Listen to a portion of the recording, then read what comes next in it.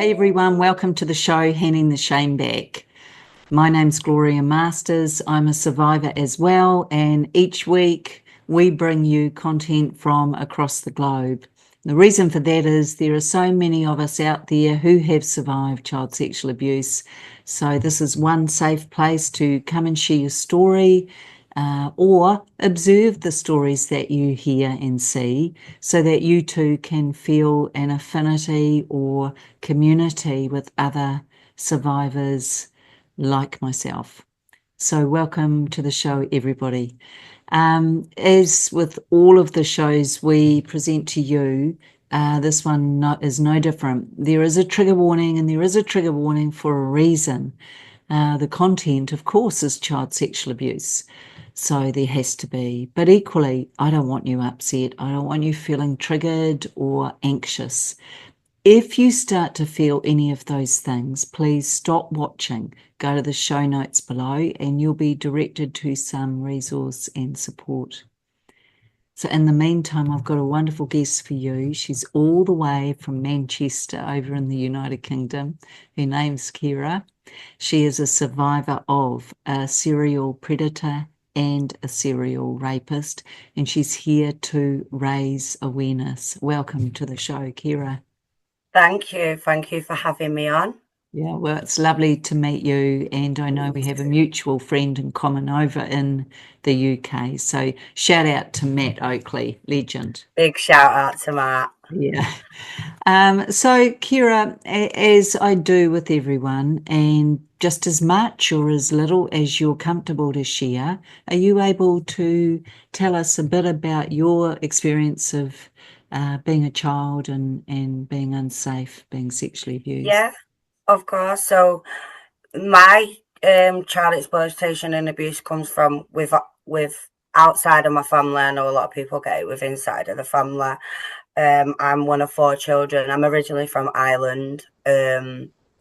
We moved to Manchester when I was quite little, and I suppose where it all started was when I was little. My little brother was diagnosed with throat cancer. I think I was just 13. Um, he had lots of intense therapy. He was in hospital for over a 2-year period. So I basically lost my support system within my mum and my dad through no fault of their own. My mum lived at the hospital, and my dad obviously still needed to work to keep a roof over our head. And I think with a lot of children, I rebelled and got, quite angry at home, got thrown out of school and stuff like that. And I think that's where my vulnerability, coming into what happened to me. I think even though I had a father growing up, and I had a father until I was 29 when he passed away, and he was a good father.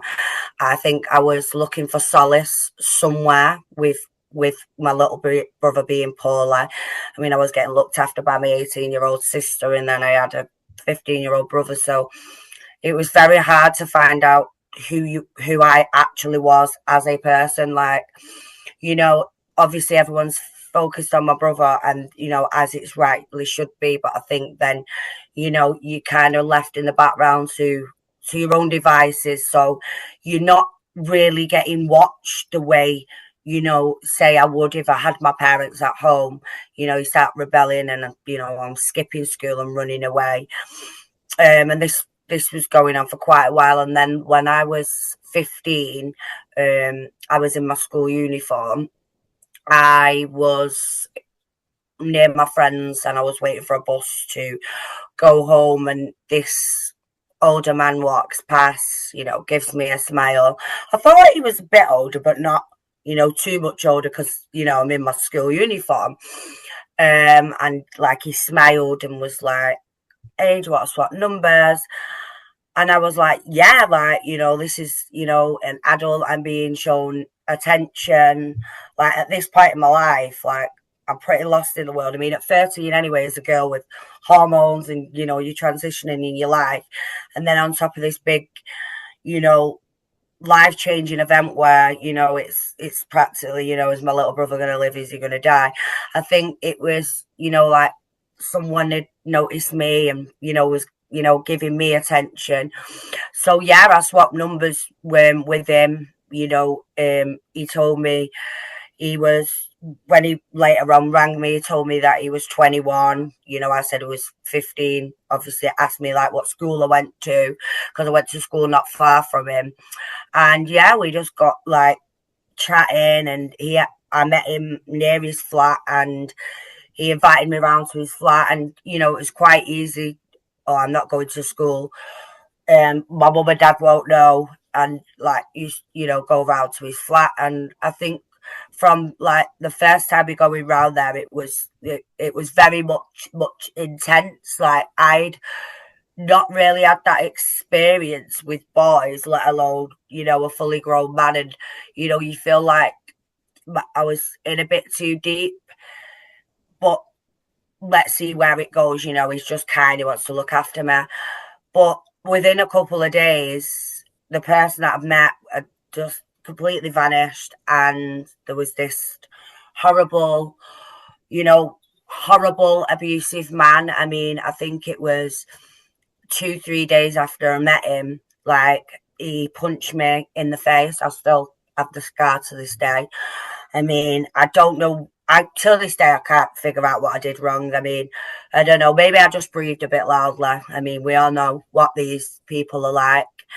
And yeah, I was really shocked. Like what have I done wrong? And went home. Like my dad was there, and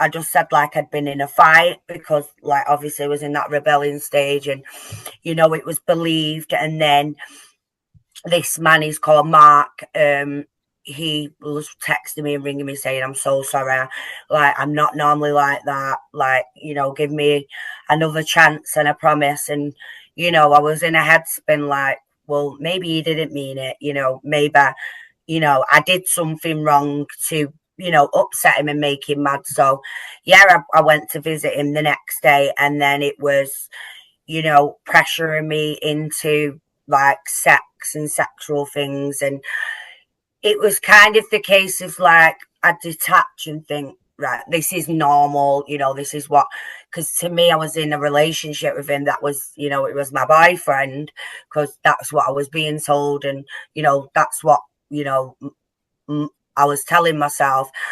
And I remember saying to him like, oh, I don't know, like I'm not ready for this, like getting down to the sex. And then a big argument, me getting slaps, and then I was quite upset. And then he was comforting me, saying like, we don't have to have sex if you don't want to.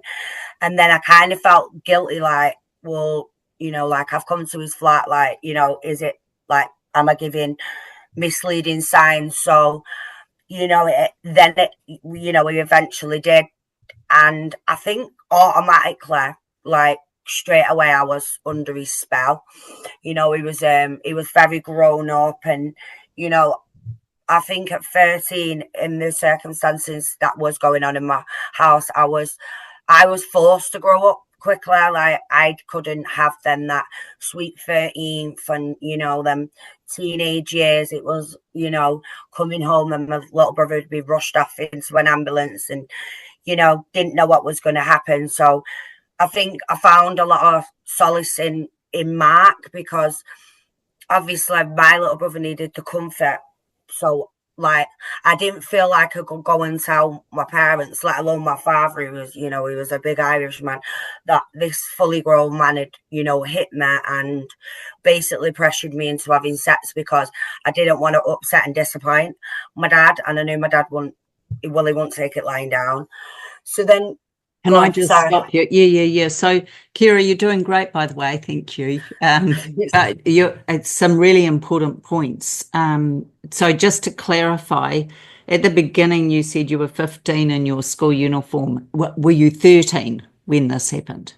No, I was 13 when my little brother first got diagnosed with cancer. So in them 2 years, in them 2 years, he'd gone into remission and got poorly again. So what I'm trying to explain to the viewers, in them 2 years, I kind of went off the rails and detached myself, and found solace in Mark. Okay, so at 15 is when you met Mark. Yeah. Right, okay. 15. Still a child, by the way, still a child. Yeah. But hey, Yeah. survivors watching, hello, beautiful ones. Sorry, I forgot to welcome you to the show. So we've got amazing Ciara with us, and I just want to raise a couple of points. So for Ciara, talking about, you know, what she's going through as a young adolescent, is that basically her needs could not be met because she had a sibling who's, you know, got very, very serious cancer. And so although she's not herself saying it was mum and dad and that they weren't available to her, the fact is they couldn't be. And so what that meant for her was she had to struggle with everything she was going through. And the reason I'm telling you guys this is because there are some of you out there who have often felt guilt because you chose to act out or behave in a way that you now look back and wish you never had. And I'm here to say, as kids and young people, we show through our behaviour when things aren't right, and that's all that was happening with Ciara. So in no way, Ciara, did you invoke or invite physical violence, psychological violence, sexual violence or abuse at all. You were simply at a stage and age where there was just so much happening in your home and you were confused, probably frightened Yeah. about your brother and just lost. Thank you for that, because that is something that I struggle with, and did for many years. That, you know, maybe it was my fault for acting out. So to hear, you know, a survivor like yourself say that, like it means a lot, because I still struggle with that to this day. Okay, so I'm going to get you further then. If Go I on. if I showed you an image of a 13 to 15-year-old girl and then showed you the image of a grown man, would you have any question in your mind as to who was responsible? Yeah, no, straight away it's the adult that's responsible. Yeah. So when Thank you you. look at it outside the box like that, it makes perfect sense. Yeah. Yeah. You were set up, he chose you, he manipulated you, he groomed you. Yeah. And because of unfortunate circumstances in your life, you were vulnerable and you weren't that strong emotionally, obviously, because as an older sibling, it's built in us, as all survivors watching know, it's built in us to care for and protect, even though we're not asked to, but we naturally Yeah. hold a care and protection. So I just want to give you a hall pass and ask you, please be full of grace and love for yourself. Thank you so much. Yeah, We work on that every day. I work on that every day. good, good. You deserve it. Thank you. Let's hand the shame back to where it belongs. Yeah, the most It's definitely. yeah. So back to you.com. So you ended up having well, he ended up abusing you. How long did this go on for? Just just over a year. Just over It, a it, year. Okay. yeah, just over a year it went on Yeah. for. Yeah, I was going round more regular, and that's when the extent of the abuse like happened. The injuries got worse. Like, it sounds so sad to say, and you know it's hard. The sexual abuse was the worst. Like, I can take a punch through him, and you know it's very sad to say. So it was getting to the point where he was beating me up more and more regular. Like, he lived in a flat, like people could see me coming and going, but I don't know, maybe it's the area, or, you know, no one questions anything. And then one night he got very drunk, and I didn't know that he was a crack cocaine addict at the time, and he was ranting and raving, and like, sometimes, well, this is what I used to call myself: you shouldn't be so lippy and you shouldn't be so mouthy, and you know you won't get a slap off him. And I just remember feeling a smack to my face, and I'd woke up on the ground. I'd been knocked unconscious, and I woke up on the ground with him stamping on my stomach, because what not a lot of people knew at the time, and didn't know until I started podcasting, was the day before I'd found out that he'd got me pregnant. I also wasn't aware that he had a girlfriend the same age as him in a different city that was pregnant. So I believe over the years of me healing and figuring out, trying to figure out why it happened, is maybe it was the me being pregnant was, the reason why it exploded, because he went to town on my stomach. So, and then I remember crawling out of his flat, and a neighbour actually helping me and bringing me to the hospital. And when I got to the hospital, I'd told the hospital that, my boyfriend had did it, but I'd said, please, can you not tell my parents, because I will get into trouble. And then I asked them to use the phone, and I actually phoned Mark and said to Mark, so what happened that night is, when he was beating me up and I was fighting back, he'd actually stabbed me in my leg, and when he'd gone to do it the second time, he'd severed a tendon in his own finger. So when I got to the hospital and I told the nurses, they actually told the police, and I was allowed, I asked her to make a phone call, and I think that they figured out that I was going to call this boyfriend. I'm assuming that they thought it was a boyfriend of my age. And when I rang him, I actually said to him, I'm so sorry for upsetting you. I shouldn't have upset you. And he actually said it's okay, I forgive you. And he came to the hospital, and I didn't know that they were listening in. And by the time he got to the hospital, Arm Response was around the hospital, and he was arrested for the injuries that he'd inflicted on me. And rather than me stay in one hospital, because they told my parents, and I was ashamed, because they knew something that was going on, and they knew that I was lying about this boyfriend. And what had happened is, when I went home, my dad told me that it couldn't continue, so I started doing it behind his back. And then I discharged myself from hospital, and I actually got another taxi to the hospital where Mark was, to check if he was okay. And the police and social services was waiting for me. And I just not long turned 16, so I was legally, I couldn't be put in care. And unfortunately, my mum didn't want me back home because of the choices that apparently I made to myself. So I chose to, so they found me this B&B and said that he was going to be locked up and remanded. But he used to have a drug dealer that lived at his flat, and I knew where he was, so I could get the spare key and go, because to me it was my home. And I went back there. I got in bed. I mean, I couldn't even, see out my eye. I'd had loads of tests done.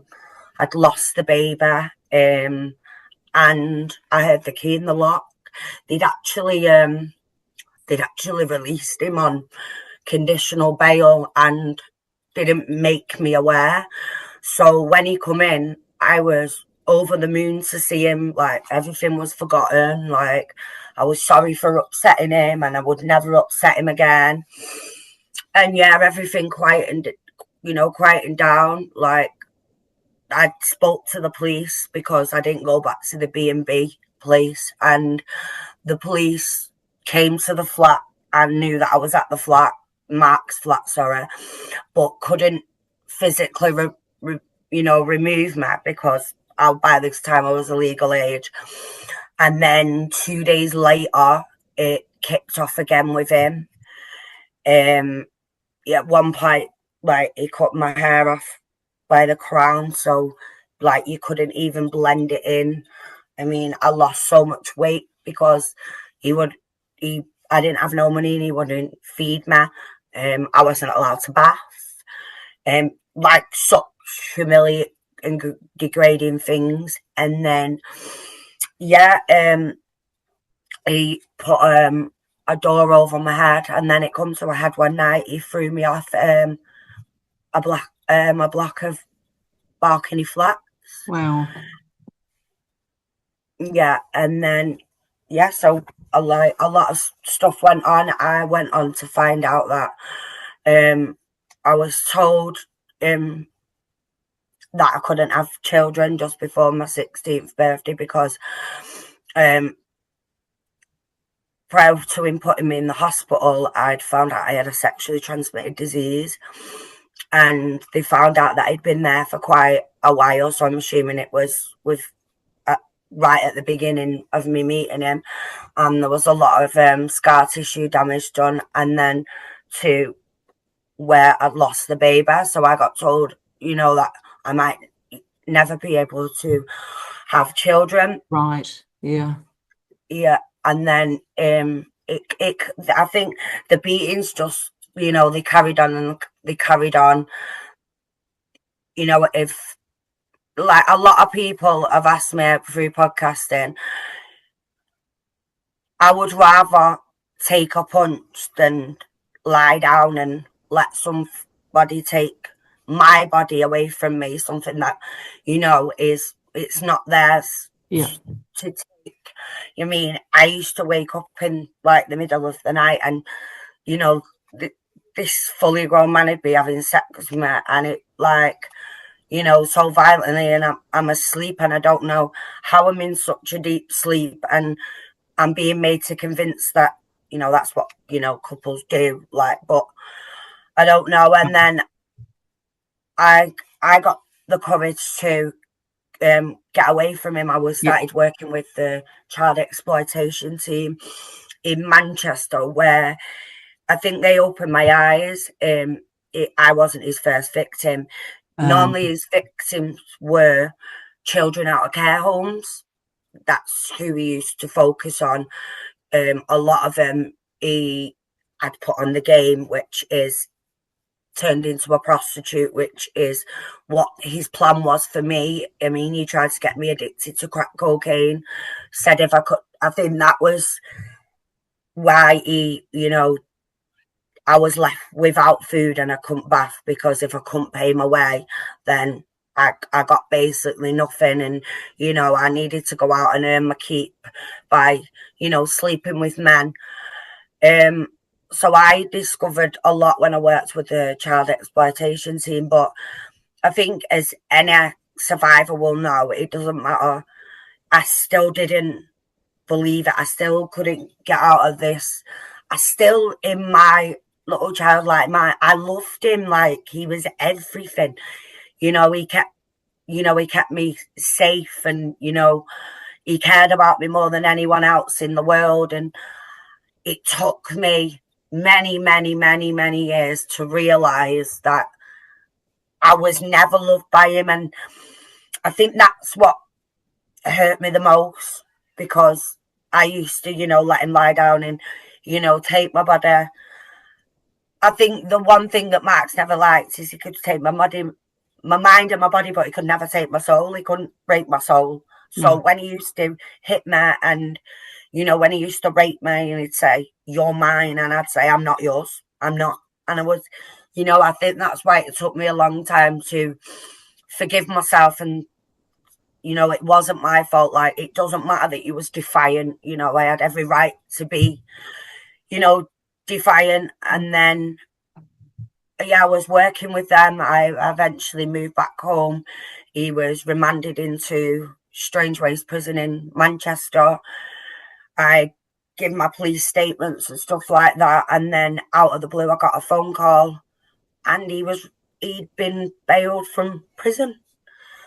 I wasn't made aware, and that's when he started coming back around. He would wait at the bottom of my mum's street convince me to go back with him, and then the violence would start all over again.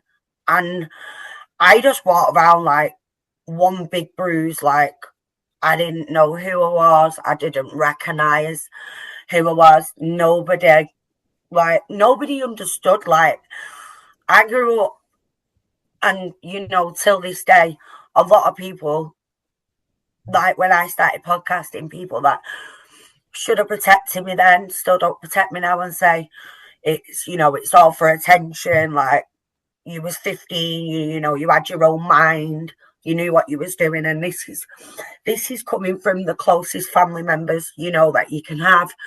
So I did eventually manage to break free from him, and I just want to stop you. Sorry. No, amazing. I hope you're doing okay. But what you're describing in Survivors Watching, often with sexual abuse, child sexual abuse, there can be violence, there can be that psychological abuse as well.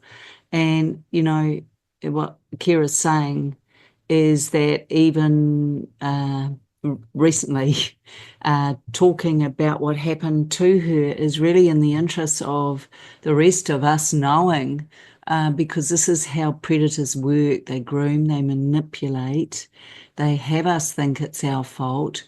And then when you think you're finally well enough or healed enough to speak your truth, as Ciara's doing with us today, and doing a great job, I might add, you then get, Davoed, you get denied, you get attacked, the reverse the order of the victim and the offender, and that's what, Ciara, you're describing. And we call it the second wound because the first wound is what actually happened.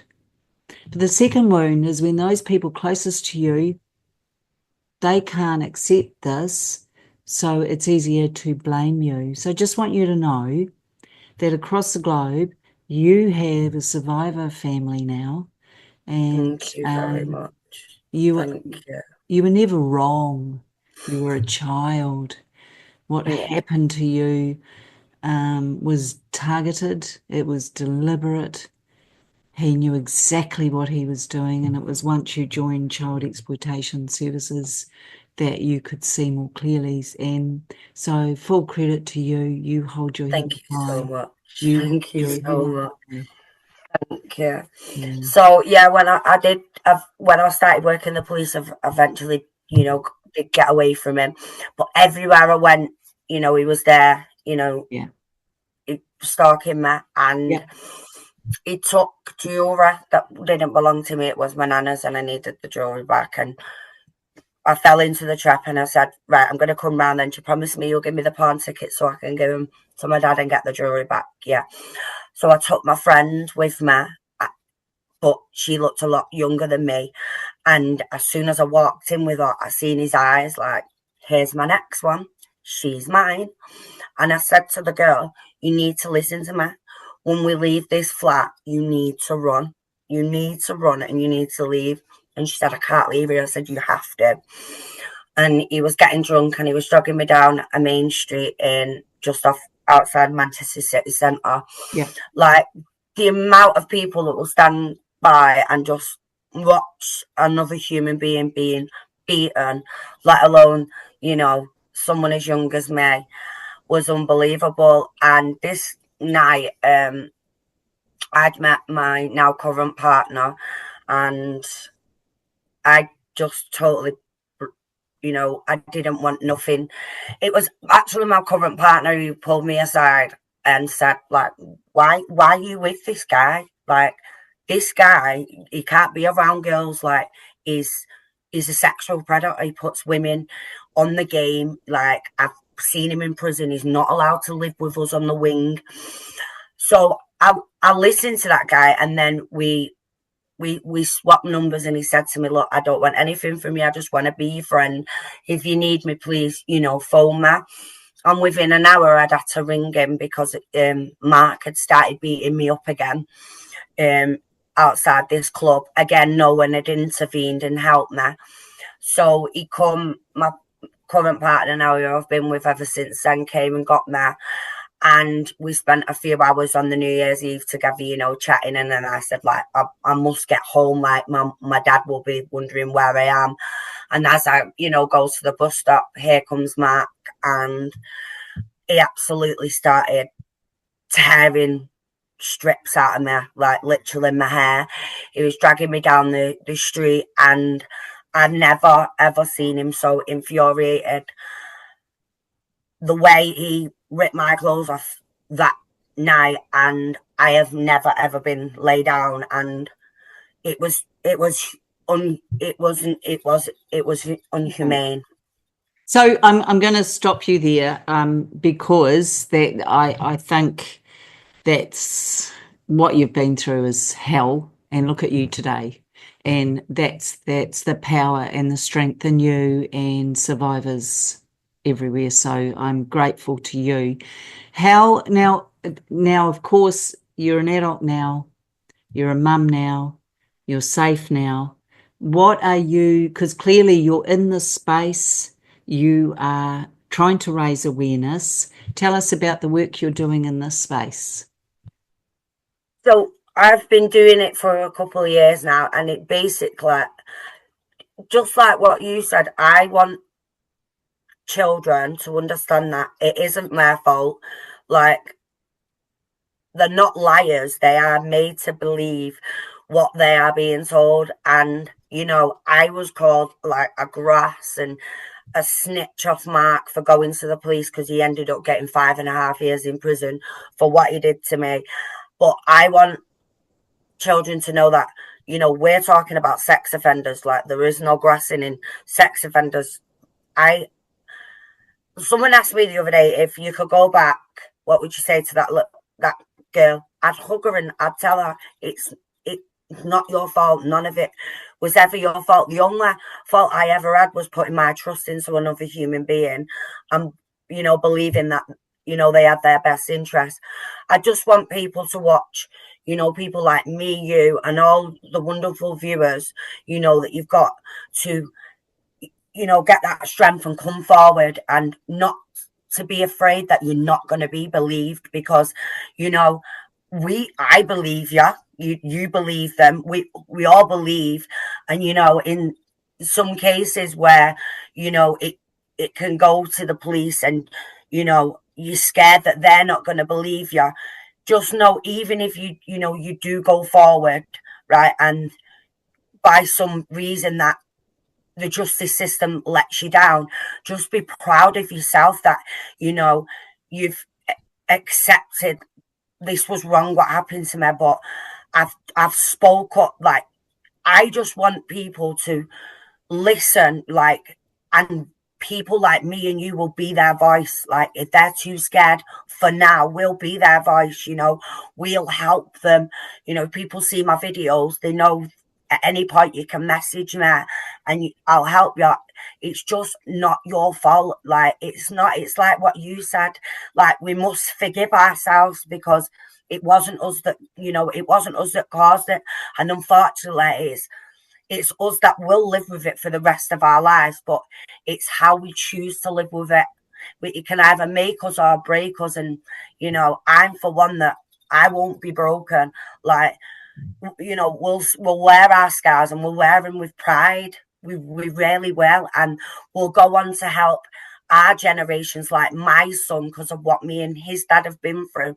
Like, I'll be there and I'll know the signs, and, you know, I'll do my utmost best to protect my child, because in the end, it's not about us now. It's about the next generation and how we move forward to stop the cycle, to stop the abuse. You know, we can't hunt every single one down, but we can do our best to protect us and others. And I think that's all survivors will do. Yes. That's all that can be asked of us.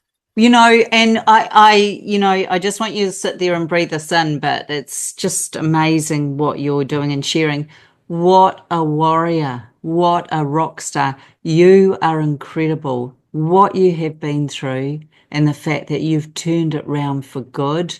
I just get blown away by survivors who have been to hell and back, and go back in carrying buckets of water to help the others still caught in the fire. And I know I've just ruined the quote, but the point being, well done you. And there's just one thing I would say, and I think survivors watching, please absorb this as well. We must tell our stories. We must share where we're safe to. Doesn't have to be on a public platform, can be with a close friend, can be through writing, can be with a therapist. Whatever you choose is right for you. We're all different. Okay, so full permission to do that. But secondly, you'll notice I stopped Ciara as she was talking more about Mark. And the reason I did that is we're not giving him any airtime. The focus is on survivors. It's on this beautiful survivor sitting here and the power and the courage and the absolute integrity that she brings.